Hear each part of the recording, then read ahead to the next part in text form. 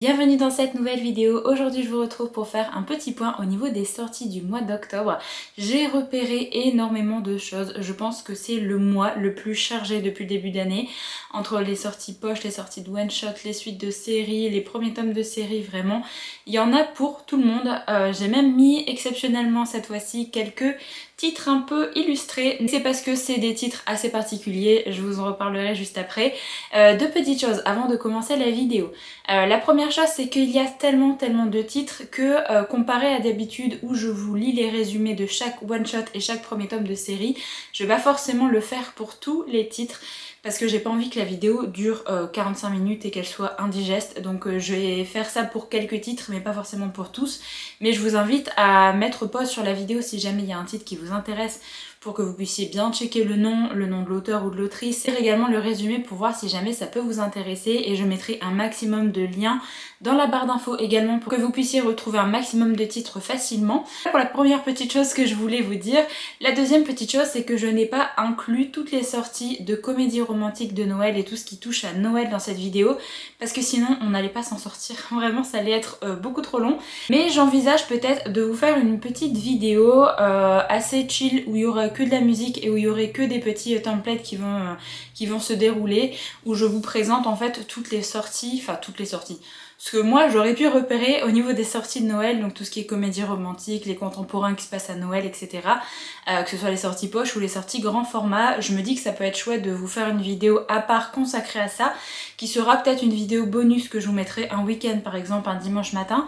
Ça, si jamais vous êtes intéressé par ce genre de livre et quand le moment sera venu où vous voulez vous intéresser à ça pour peut-être préparer vos lectures pour novembre, décembre, janvier, vous aurez cette vidéo en fait qui sera prête et qui sera à votre disposition, parce que je sais que ça va pas intéresser tout le monde d'avoir ce genre de vidéo là au mois de septembre.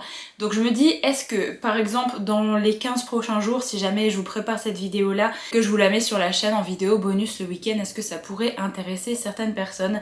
N'hésitez pas à me dire ça dans les commentaires parce que c'est quelque chose que je peux préparer si jamais vous êtes plusieurs à être intéressés. On revient au niveau des sorties du mois d'octobre. Alors vraiment, j'espère que vous avez mis un peu d'argent de côté parce que c'est la débandade là ce mois-ci. Je vais comme d'habitude commencer avec les sorties poche, après je vous présenterai les suites de séries en grand format, après on passera au one shot en grand format et après au premier tome de série en grand format. Vraiment bien essayer de classer un petit peu la vidéo des sorties livresques parce que sinon je trouve qu'on s'éparpille très facilement. Au niveau des sorties poche, alors j'en ai repéré déjà pas mal. On va commencer avec le 2 octobre, il y a Les Secrets de la femme de ménage de Freda McFadden qui vont sortir en format poche, c'est un tome 2 de série. Moi je vais le lire en lecture commune sur Instagram, normalement je pense pas qu'on va repasser sur Discord vu qu'on avait fait la première LC sur Insta, donc normalement je vais le lire en lecture commune celui-là.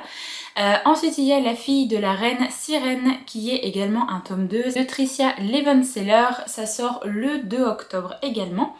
Ensuite un titre que je vous conseille énormément à lire pour l'automne parce que je l'ai lu et je l'ai vraiment adoré, c'est Monstre ordinaire de J.M. Miro qui était sorti chez les éditions de Saxus à la base, et c'est vraiment un titre avec une ambiance extrêmement chouette, et vraiment je vous conseille ce titre à 1000%. Ça sort également le 2 octobre et c'est un premier tome de trilogie. Je finis toujours avec les formats poche. Je me suis repéré un petit titre qui va sortir en poche et que j'ai bien envie de me prendre pour le lire au moment de la nouvelle année. J'avais déjà hésité à le prendre l'année dernière, mais là vu qu'il va sortir en poche, je vais clairement me jeter dessus. C'est Unhappy New Year, pas mal d'autrices de new romance et j'ai vraiment très hâte de voir un petit peu ce que ça va donner. Il me semble qu'on va suivre plusieurs sœurs d'une même famille, on va avoir des petits secrets qui vont être révélés au fur et à mesure, ce genre de choses. Ça sort le 2 octobre et c'est un one shot et j'ai vraiment bien envie de me le prendre celui-là, mais ce sera pas une priorité d'achat. Je pense que j'attendrai tranquillement le mois de décembre pour me l'acheter. Le 9 octobre sort Le fleuve d'argent de S.A. Chakraborty.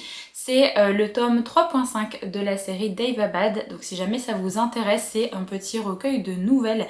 Il y a des nouvelles à lire entre les tomes, mais si jamais vous avez fini cette série, vous pouvez également les lire après, c'est pas gênant je trouve. Ensuite il y a Cytonic, le 3e tome de la série Skyward qui va sortir en format poche également, donc de Brandon Sanderson. Ça sort du coup le 9 octobre. Le tome de Skyward, c'est le visuel du grand format que je vous ai mis. Bien sûr, normalement, ils vont ressortir dans la même veine qu'ils ont sorti en format poche, hein. C'est juste que j'ai pas encore trouvé le visuel. On continue toujours avec les formats poche, il y a La maison au milieu de la mer céruléenne de Gigi Clown qui va sortir le 10 octobre. C'est techniquement un one shot, même s'il va y avoir un tome 2, mais il peut clairement se lire en tant que one shot et il me semble que le tome 2, en gros on va resuivre la même histoire mais avec un autre point de vue. Donc clairement il peut se lire en one shot et je vous conseille énormément si jamais vous voulez le lire également en automne parce que c'est très cosy. Un premier tome de trilogie qui est The Atlas Six de Olivia Blake, ça sort le 10 octobre et c'est un premier tome de série de Dark Academia. Toujours un petit peu dans la veine des Dark Academia, il y a Jusqu'en Enfer de Leigh Bardugo qui est le tome 2 de la série La 9e maison et ça sort du coup le 16 octobre. On continue avec les formats poche avec le premier tome de la série Steam Sailor qui sort le 17 octobre.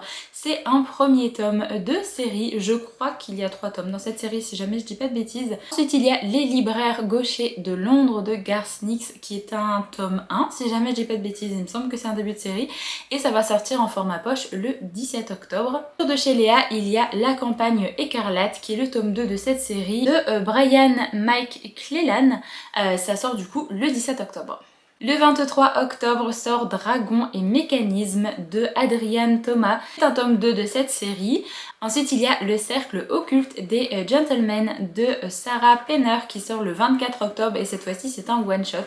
Et pour finir avec les livres de poche, il y a le premier tome de la saga Nevermore qui va sortir le 31 octobre. On va ensuite passer aux suites de séries en grand format et j'ai quand même pas mal de petites choses à vous présenter. Il y a notamment le 2 octobre La Duchesse des Ombres de Tricia Levenseller qui va sortir, c'est le tome 2 de cette série. Ensuite il y a le tome 3 de la série La femme de ménage, donc là c'est La femme de ménage voit tout, toujours de Freda McFadden, donc vous avez le tome 2 qui va sortir en poche et le tome 3 qui va sortir en grand format pendant le mois d'octobre. Là ça sort le 2 octobre et il y a le tome 4 de la série Skyward de Brandon Sanderson qui va sortir également en grand format, c'est Rebelle et ça sort le 9 octobre. Ensuite il y a un titre de Elsie Silver qui va sortir, c'est Heartless qui est le tome 2 de cette série et ça sort le 9 octobre. On a ensuite L'Aeternum qui est le tome 2 également de cette série qui va sortir le 10 octobre. Et il y a Leather and Lark de Brynne Weaver qui va sortir le 11 octobre et qui est un tome 2 également. Décidément cette slide c'était que des tomes 2.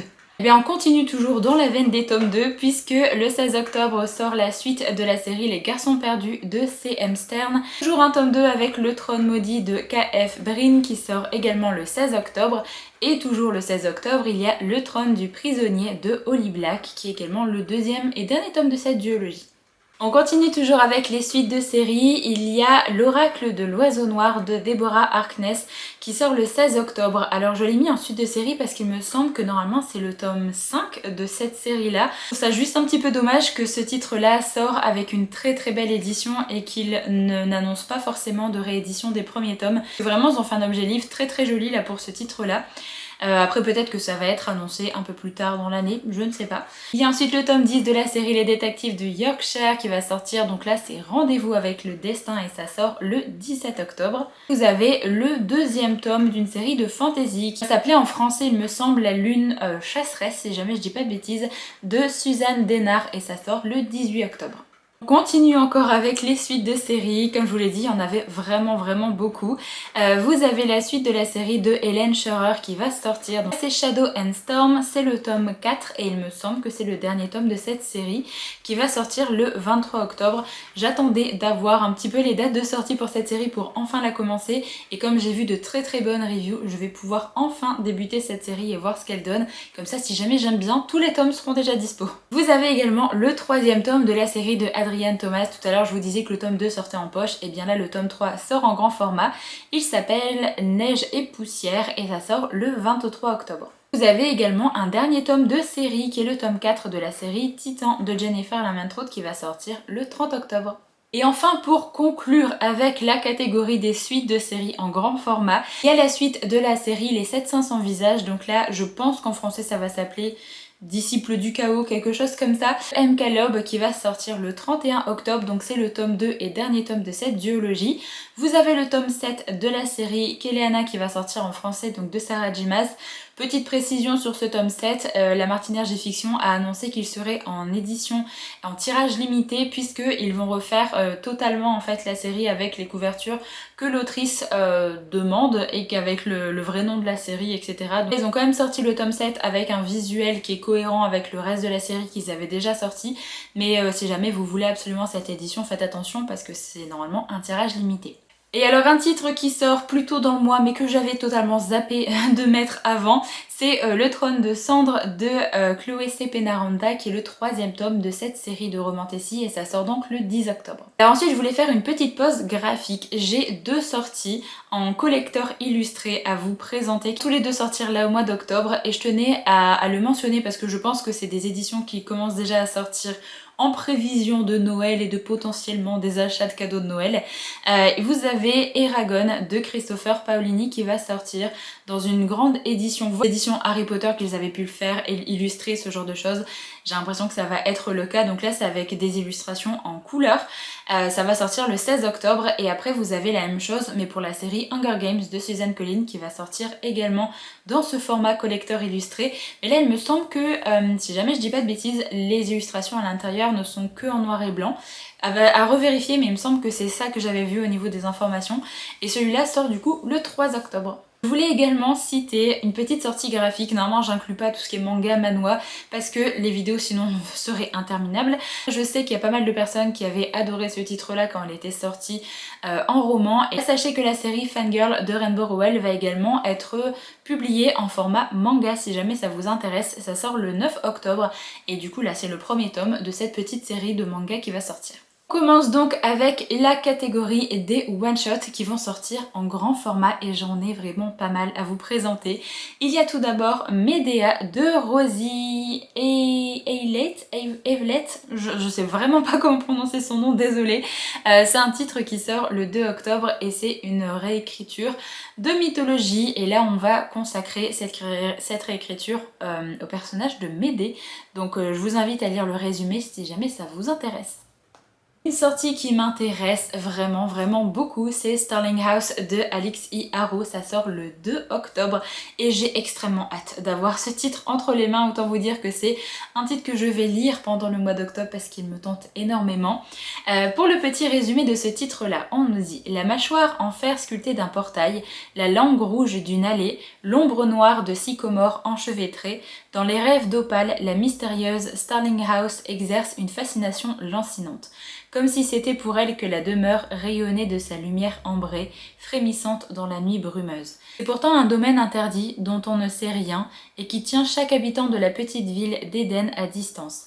Mais Opale, sans mère ni vrai foyer, sans avenir ni mémoire, n'est plus à une transgression près, surtout s'il suffit de quelques gouttes de son sang pour que le portail s'ouvre, surtout s'il suffit d'écouter des histoires pour que des secrets inavouables se déploient, aussi ténébreux que ses cauchemars à elle. Entrez si vous l'osez. Extrêmement hâte de découvrir ce roman parce que tout ce qui touche à des manoirs, à des maisons un petit peu mystérieuses comme ça me tente énormément, donc ça clairement c'est un roman que je vais me prendre. Alors ensuite il y a un roman que je voulais me prendre en VO et je suis un petit peu triste qu'ils aient changé la couverture. Je vous mettrai rapidement la couverture VO juste ici. Donc c'est un titre de Adrienne Young qui est quand même vachement passé si jamais vous suivez les chaînes un petit peu anglophones, et je vous mettrai maintenant sur l'écran la couverture française.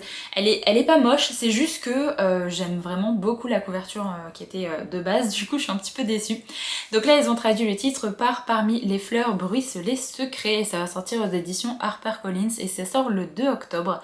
On nous dit: une femme risque tout pour mettre fin à la malédiction qui touche sa famille depuis des générations. Révéler la vérité derrière la disparition de sa mère et rencontrer l'amour dans ce roman envoûtant par l'autrice à succès de fable. Dans une petite ville cernée par les montagnes en Caroline du Nord, États-Unis, June Farrow attend que le destin la retrouve. Car les femmes Farrow sont connues pour leur femme florale, aussi pour la mystérieuse malédiction qui les frappe l'une après l'autre.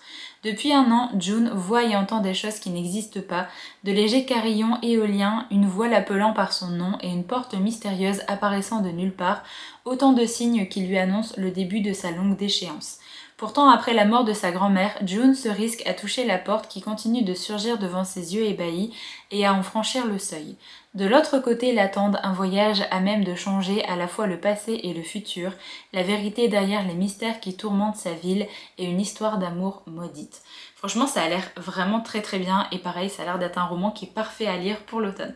Un titre que je vous recommande à 1000% parce que je l'ai lu en anglais et que ça a été vraiment un petit coup de cœur, ce titre là c'est The 7 Year Sleep de Ashley Poston. Ça sort le 2 octobre et c'est un contemporain avec une petite romance et avec une petite touche d'imaginaire. On va suivre le destin d'une jeune femme qui va hériter d'un appartement de sa tante. Je veux dire que cet appartement est assez spécial vu que c'est un petit lieu de rencontre entre le passé et le présent et du coup notre héroïne va découvrir des personnes qu'elle n'est pas censée rencontrer directement dans cet appartement. Et on va suivre un peu cette histoire. C'est un roman, comme je vous l'avais dit quand je vous l'avais présenté en vlog, qui parle pas mal de deuil, donc faites attention si jamais c'est une thématique qui peut être un petit peu sensible pour vous. En sortie de One Shot, vous avez également la réédition numéro 3, je crois, du titre Sorcery of Thorn de Margaret Rogerson. Ça sort le 2 octobre. C'est une réédition avec vraiment de très jolies en-têtes, etc. L'édition est vraiment magnifique, mais je trouve qu'il y a d'autres titres qui pourraient également être réédités avec des beaux formats comme ça. Là, ce qu'il faut savoir, c'est que vous avez le titre Sorcery of Thorn dedans et vous avez la novella également qui était sortie, appelée Mystery of Thorn Manor, qui est du coup compris en fait directement dans cette édition là, donc si jamais ça vous intéresse. Ensuite il y a Camera Obscura, le chant des morts qui va sortir, donc c'est de Maëlle Dessart. Ça sort aux éditions Rajo et ça sort le 2 octobre.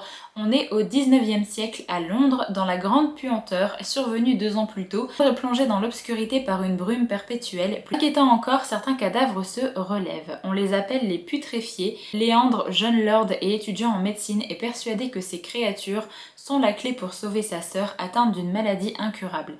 Et pour percer leur mystère, il va devoir s'allier avec Winifred, une journaliste aussi insupportable qu'intelligente. Que l'ambiance a l'air également parfaite pour l'automne, donc si jamais ça vous intéresse, ça sort le 2. Ensuite on va passer à un titre qui sort le 3 octobre, ça s'appelle Killer House Party de Lily Anderson.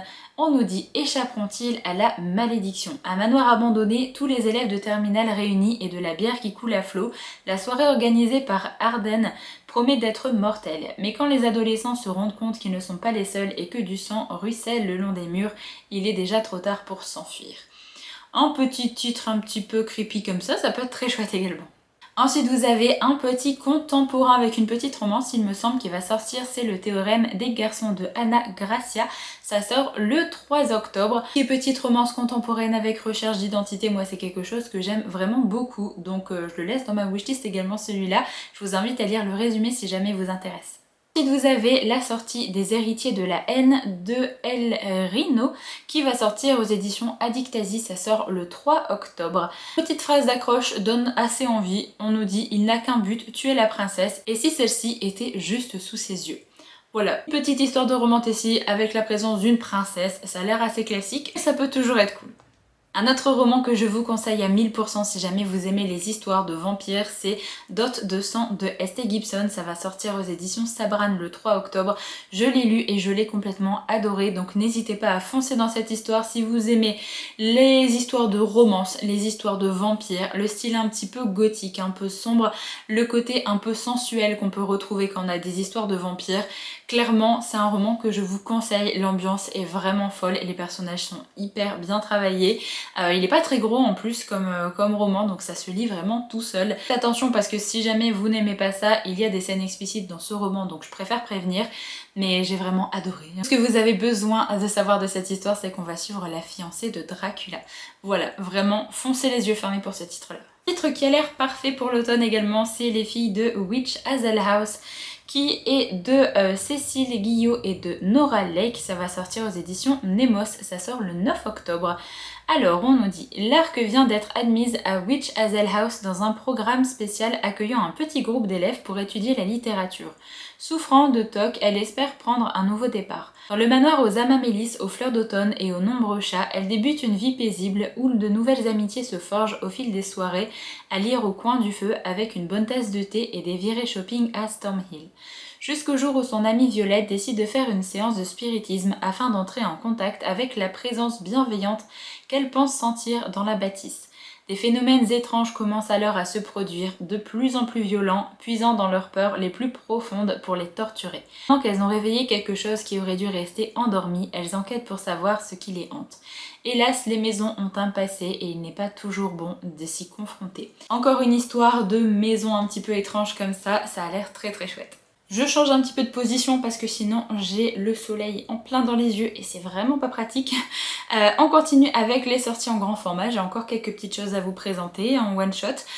J'ai tout d'abord Le Familier de Lee Bardugo qui est un titre qui va sortir le 10 octobre et qui me tente énormément parce que c'est Lee Bardugo, forcément je fais confiance. Ce que je sais dans cette histoire c'est qu'on va suivre un petit peu la période de l'Inquisition à Madrid dans le XVIe siècle. Voilà, c'est tout ce que j'ai envie de savoir. Tout ce dont j'ai besoin de savoir avant de me lancer dans le roman parce que je fais totalement confiance à Lee Bardugo. Je vous invite à lire le résumé si jamais vous voulez en savoir plus. Un titre qui me tente énormément, là c'est par rapport à l'auteur aussi, puisque l'auteur c'est Stuart Turton, qui est l'auteur des 7 morts d'Evelyn Hardcastle, que j'avais vraiment adoré. J'avais tenté également son autre titre qui se passait un petit peu en mer et j'avais moins accroché, mais du coup celui-là me tente beaucoup parce que le pitch a l'air assez cool. Le titre c'est Dernier meurtre au bout du monde, ça sort aux éditions Sonatine et ça sort le 17 octobre. Là on nous dit élucider le meurtre pour sauver ce qu'il reste du monde. En dehors de l'île il n'y a rien, plus âme qui vive, un brouillard qui a envahi la terre il y a bien longtemps semant la mort sur son passage. Sur l'île la vie est idyllique, la paix et l'harmonie règnent chez les 122 habitants qui vivent de la pêche et de l'élevage jusqu'au jour où l'un d'eux est retrouvé assassiné.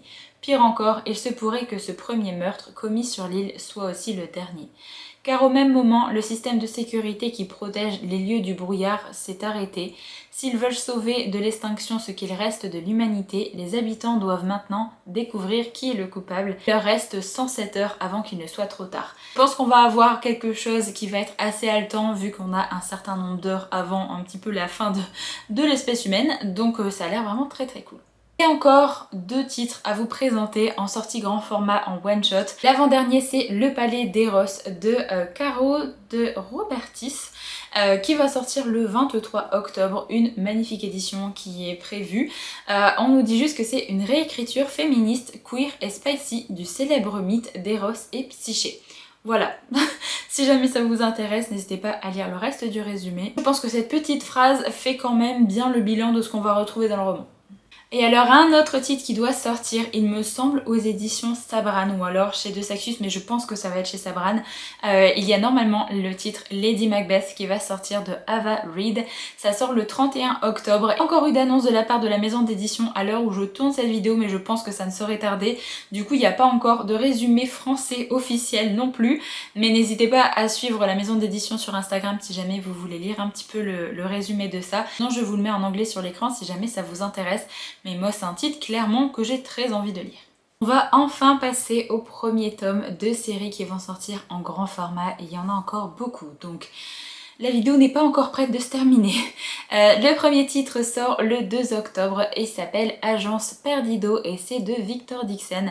C'est le premier tome de cette série et il s'appelle Les Derniers Retrouveurs. Ce titre-là, on nous dit « À chaque instant, des objets et des gens disparaissent mystérieusement. Où atterrissent les choses que l'on égare chaque jour? Ce trousseau de clés qu'on pensait avoir glissé au fond de son sac, ce livre qu'on jurerait d'avoir laissé sur sa table de chevet en s'endormant, parfois ce sont des personnes que l'on perd de vue comme si elles s'étaient évaporées. Et si ces objets et ces gens n'avaient pas été perdus, mais volés par des créatures avides venues d'un autre monde pour arracher des morceaux d'une autre, les croque-mitaines. Il me semble que c'est un titre young adulte, voire peut-être jeunesse, si jamais je dis pas de bêtises. Donc voilà, si jamais vous voulez découvrir Victor Dixon avec un style d'écriture un peu plus jeunesse, n'hésitez pas à vous lancer dans cette série. Ensuite, il y a un premier tome de Romantasy qui va sortir, ça s'appelle La Lame du Roi. C'est la saga Halfling de Melissa Blair, ça sort également le 2 octobre. On nous dit une tueuse sans scrupules, un roi cruel, un ennemi mystérieux. Kira est la lame du roi, elle espionne, traque et assassine les ennemis de la couronne. Quand une révolte contre la famille royale éclate, elle est missionnée pour débusquer l'insaisissable personnage à la tête du complot, celui que l'on surnomme l'Ombre. Mais en suivant sa trace dans les terres magiques des Fae, Kira découvre à ses dépens une vérité troublante sur ses origines et sur celle de l'Ombre. Rongée par le doute, elle va devoir choisir son camp, celui du roi qui a décimé son peuple ou celui de l'Ombre qui menace la paix du royaume au nom de la liberté, sans compter que ce dernier se révèle plus séduisant que prévu. Titre que j'ai vu passer sur Goodreads quand elle est sortie en anglais, donc celui-là je le garde également dans ma wishlist. Alors ensuite, une réédition que je vous avais présentée le mois dernier, en fin de compte, non, ça sort bien que au mois d'octobre. C'est la réédition de la saga Une Bresse sous la Cendre de Sabaa Tahir. Ça va sortir ici aux éditions Big Bang, donc ça sort le 2 octobre normalement, si ça change plus de date. C'est une série que je vous conseille à 1000% parce que j'avais pu lire les 3 premiers tomes quand ils étaient sortis en français il y a quelques années de ça, et c'est vraiment une série que j'avais adorée et j'ai très hâte de me faire une relecture de cette série, donc un titre clairement que je pense me prendre parce que j'ai très envie de me prendre ces nouvelles éditions. Alors un titre que je viens de voir passer sur l'Instagram de la maison d'édition, c'est Tonight I Burn de Katharine J. Adams. Ça va sortir aux éditions Brajlon et ils vont faire une sortie une sortie brochée mais avec un jaspage si jamais ça vous intéresse. Ça va sortir le 9 octobre et ça a l'air très cool. On nous dit, il suffit d'une étincelle pour embraser le monde. Épines, marées, braises, orages, minerais, dans la cité fortifiée d'Alstedt, les 5 assemblées de sorcières sont contraintes de servir un tyran connu sous le nom de Haut-Gardien. Penny Albright est une jeune sorcière de l'Assemblée de l'Épine, un clan chargé de surveiller le voile qui sépare le monde des vivants de celui des morts. Chaque nuit, une sorcière franchit la frontière en brûlant sur un bûcher et chaque matin, cette sorcière revient. Un jour, et là, la sorcière de Penny ne revient pas. Pour la retrouver, Penny enfreint les règles, elle brûle en secret. Son périple l'amène à un étrange manoir dont le propriétaire, le séduisant Lord Malin, lui propose un dangereux marché et à Alice une énigmatique prophétesse qui lui montre la rébellion naissante au sein de la forteresse. Partagée entre ces deux mondes, Penny doit alors faire des choix impossibles car ce n'est pas seulement la vie de sa sœur qui est en jeu, le sort de la magie elle-même. Ça a l'air assez chouette de suivre comme ça des sorcières, donc celui-là je le garde également dans ma wishlist. Notre série de romantasy qui a fait énormément le buzz quand elle était sortie en anglais, c'est Spark of the Everflame de Penn Cole. Ça va sortir aux éditions Calix, ça va sortir le 9 octobre. On nous dit, dans un monde colonisé par les dieux et gouverné par les descendants, leur cruelle progéniture, Diem Bellator aime échapper à son misérable quotidien. La disparition soudaine de sa mère l'oblige à entrer dans l'univers sombre des descendants afin de percer les mystères qu'Ali a laissés derrière elle. Contrainte de participer à la guerre civile qui s'intensifie, Diem devra naviguer entre les règles du pouvoir, de la politique et de l'amour pour sauver sa famille et l'humanité tout entière. Ça a l'air très chouette, vraiment c'est tous les bons avis que j'ai vus sur cette série quand elle est sortie en VO qui me fait rajouter ce titre à ma wishlist.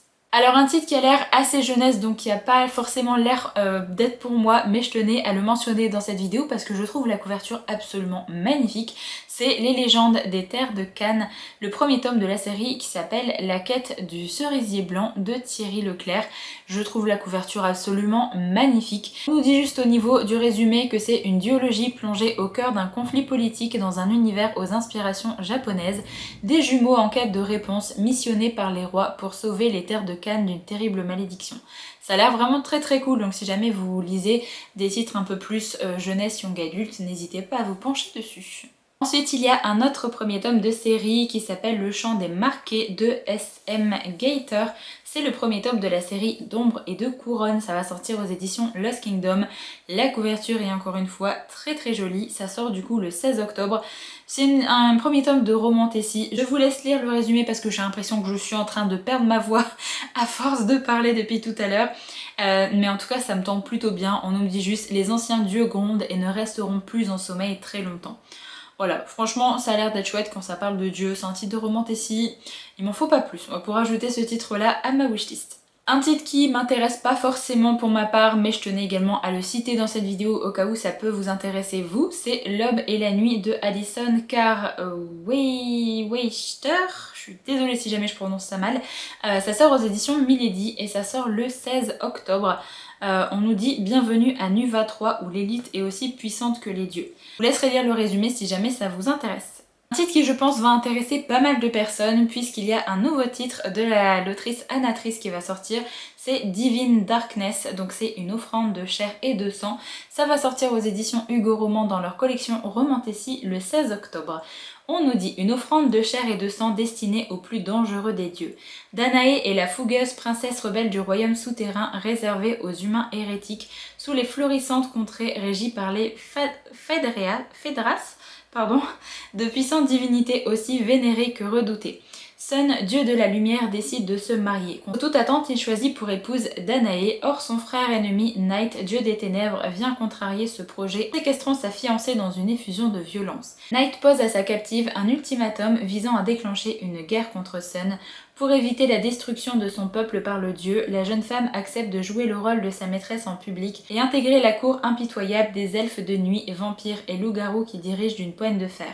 Au cœur du royaume obscur qui respire le mystère et le vice, auprès d'un Fedra cruel dont les ténèbres divines la fascinent à son insu, Danaé devra affûter son instinct de survie, son courage, ainsi que toutes les armes à sa portée. Il me semble que c'est une trilogie, si jamais je dis pas de bêtises, et que la publication des tomes ne va pas forcément se faire beaucoup attendre, donc si jamais ça vous intéresse, c'est une série qui va être publiée assez rapidement normalement.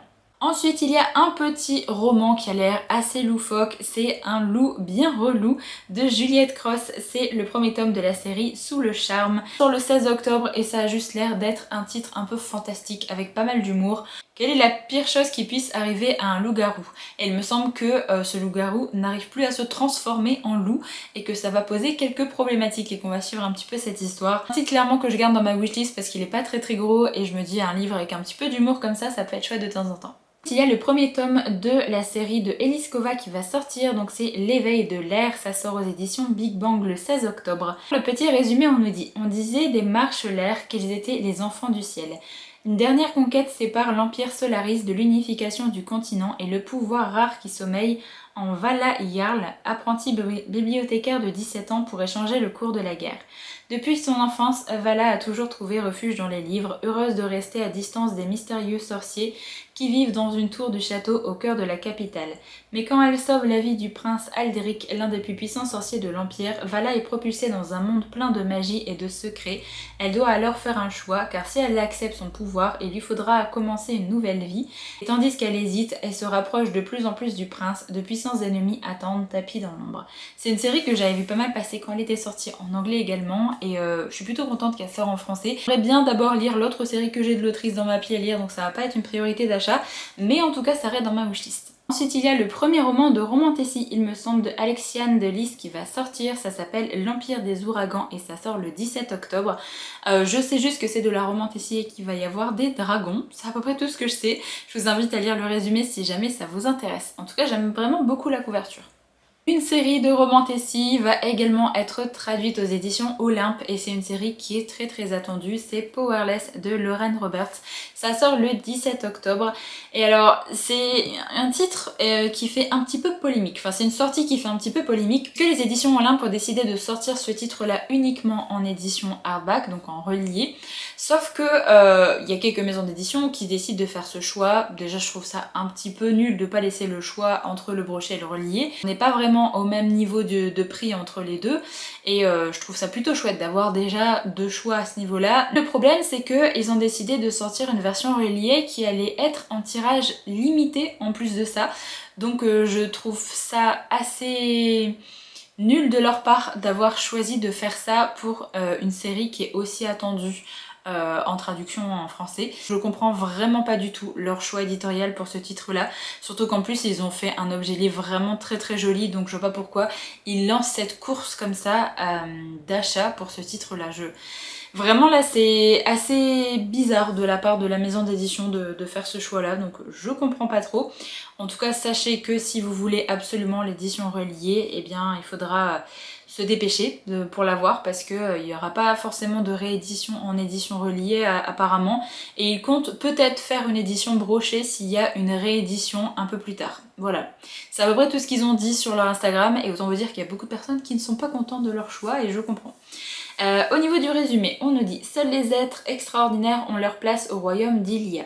Seuls ceux qui disposent d'un pouvoir ont le droit de vivre. Paydin fait partie des ordinaires, chassés et tués pour préserver cette société d'élite. Son existence même est un crime. Pour survivre, Paydin se prétend médium et mène une vie de voleuse dans les bas-fonds. Elle parvient à faire profil bas jusqu'au jour où elle sauve sans le savoir l'un des princes d'Ilia. Elle est alors choisie pour les épreuves de la purge, compétition brutale pour mettre en valeur les pouvoirs des élites dont elle est entièrement dépourvue. Si les épreuves ne la tuent pas, le prince Kai le fera lui-même lorsqu'il découvrira ce qu'elle est. Il est le futur exécuteur, le bourreau des innocents, le chasseur d'ordinaire, elle est la menace qu'il est chargé d'anéantir. Tomber amoureux est peut-être ce qui pourrait leur arriver de pire. Donc voilà pour le petit résumé de ce titre-là. 17 octobre, vous avez un titre de Giorgia Caldera qui va sortir, c'est Le Serment d'Eldenai. Donc le premier tome s'appelle Dans l'âme, ça sort aux éditions Scrinéo le 17 octobre. On nous dit plonger dans un monde autrefois peuplé de titans divins où Eldenai a conclu un pacte avec une ancienne déesse pour sauver les siens. Eldenai n'aspire qu'à devenir Apsara, une danseuse sacrée au service de Veil, le dieu titan dont le corps forme l'île sur laquelle elle vit. Elle y parviendrait très bien s'il n'y avait pas toutes ces voix dans sa tête qu'elle ne comprend pas mais qui l'épuisent à petit feu. Jusqu'au jour où l'une d'entre elles, celle de Veil lui-même, lui ordonne de s'emparer de la pierre, la source des pouvoirs des chamans fièrement protégés par son peuple. Ce même jour où les Célestes débarquent de Stylion, astre titan que l'on croyait désert pour ravager le monde qu'elle connaissait. Une seule chose compte désormais, sauver Elandrine, cette petite sœur qui ne sait même pas qu'elle existe. Pour elle, Eldenai est prête à tout, même à passer un pacte avec une déesse et devenir son bras armé parmi les vivants. C'est alors qu'elle rencontre le mystérieux renard, un chaman séduisant, puissance inégalée. Ça a l'air assez chouette. Moi j'aime bien les histoires où il y a des chamans à chaque fois. C'est quelque chose qu'on voit pas forcément très souvent en fantasy. Donc ça a l'air plutôt cool. Et la couverture est vraiment très très jolie je trouve. Ensuite, un titre qui m'intéresse vraiment beaucoup, c'est Longue vie au mal de Sarah Rees Brennan qui va sortir aux éditions Corrigan. C'est le premier tome de la série Le Temps et l'Acier, ça sort le 23 octobre. Juste vous lire le premier paragraphe parce que je trouve que c'est suffisant pour donner envie de découvrir ce roman. Elle se bat contre une grave maladie, Rey ne trouve du réconfort que lorsque sa sœur lui fait la lecture de son roman préféré de fantasy. Un jour, sachant qu'elle va bientôt mourir, on lui propose un marché. Elle pourra continuer à vivre, mais dans l'univers parallèle de son livre préféré. Ça a l'air trop bien, vraiment, moi c'est quelque chose que j'adore retrouver en manhwa. Je vous ai d'ailleurs déjà présenté plusieurs séries où l'héroïne se retrouve propulsée dans un univers de séries, de livres qu'elle avait déjà lus et j'adore en fait ce principe-là. Autant vous dire que je suis très curieuse de découvrir cette série. Ensuite, il y a un premier tome de série. La série, c'est The Dragon Crown Series. Ça s'appelle Court of Dragons and Crowns de J. Bailey. Ça sort le 23 octobre. Je sais juste que c'est un titre de romantasy et qu'on va suivre des personnes qui se transforment en dragons. C'est tout ce que je sais de cette série-là. Je vous avoue que j'ai pas forcément vu d'avis. J'aime plutôt bien la couverture, donc je pense que j'irai voir un petit peu les avis sur Goodreads pour voir ce que ça donne. Je vous laisserai lire le petit résumé si jamais ça vous intéresse. Et enfin, le tout dernier titre que j'ai à vous présenter dans cette vidéo s'appelle L'Excalibur de Gabriel Katz qui va sortir aux éditions Scrinéo, donc c'est La Fabrique des Rois. Ça sort le 24 octobre et on nous dit alors que la Bretagne en plein chaos, attaquée de part et autre, les hordes sanguinaires ne parvient pas à assurer son unité, Galahad propose à l'abbé Myrdin une machination diabolique, faire de Kay un jeune seigneur sans envergure, le grand roi de la région en simulant l'intervention divine. Il devra feindre de sortir d'un rocher une épée que seul l'envoyé de Dieu pourra extraire. Petite réécriture un petit peu d'Arthur, donc pourquoi pas. Je pense que les personnes qui adorent cet auteur vont être très contentes de le retrouver dans un nouveau roman. Donc voilà pour la petite présentation de tous les titres que j'ai pu repérer pour le mois d'octobre. Bien sûr, comme d'habitude, n'hésitez pas à me mettre dans les commentaires si jamais vous avez repéré d'autres sorties que je n'ai pas citées dans la vidéo. Et n'hésitez pas à me dire si jamais vous êtes intéressé du coup pour une vidéo spéciale sortie noëlesque. Et comme je pense que c'est le mois où il y a le plus de sorties qui m'intéressent, n'hésitez pas à mettre un petit emoji avec l'argent qui vole si jamais vous voulez mettre un petit emoji pour marquer votre passage par ici, parce que clairement je pense que ça va être le mois de la débandade. Sur ce, je vais arrêter la vidéo ici, je pense qu'elle est déjà bien assez longue. J'espère en tout cas que vous avez pu repérer certaines sorties qui vous intéressent pour le mois prochain. Du coup, je vous retrouve très vite dans une prochaine vidéo, donc en attendant, prenez soin de vous.